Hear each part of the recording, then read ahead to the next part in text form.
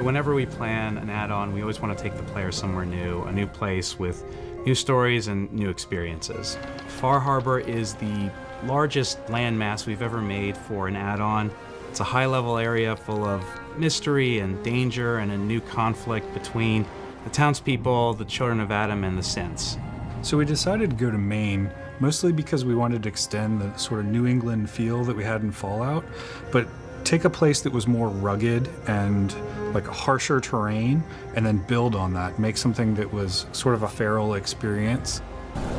Most of the town is actually destroyed, and the inhabitants live on the very edge of the town on a dock. So you first arrive to this island, and it's a huge island, you're not sure where to go, and you're pointed to old Longfellow, who's this salty fisherman you meet in an inn. This is now your guide to the island. I got better things to do than guide fools to their death. When we looked at making the people who live in Far Harbor, we thought about how would people survive in this horrible irradiated mist.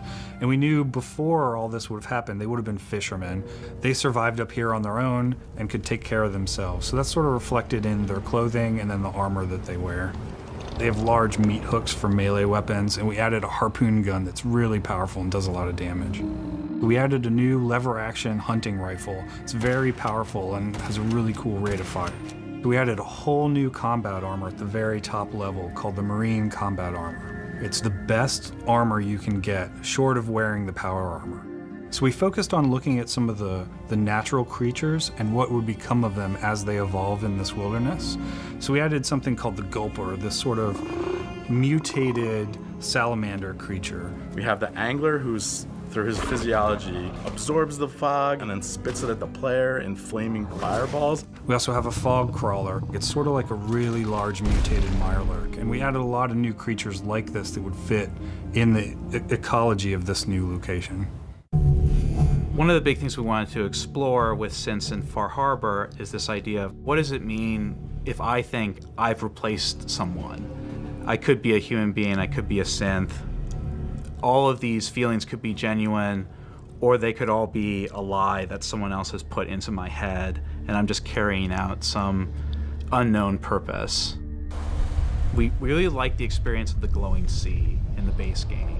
Huge irradiated landscape, high-level area. You find the Children of Adam there as well. And we wanted to go into the question of who are they really? What brings someone into a cult with a belief that the atomic bomb is somehow a great thing? When we were planning Far Harbor, we knew we wanted there to be a lot of different endings or different ways of resolving the conflicts between the groups. And that each group would have a conflict, not only a conflict that encompasses the whole island, but different conflicts within the groups themselves. We hope you enjoy Far Harbor, and we can't wait to see what you discover and what choices you'll make.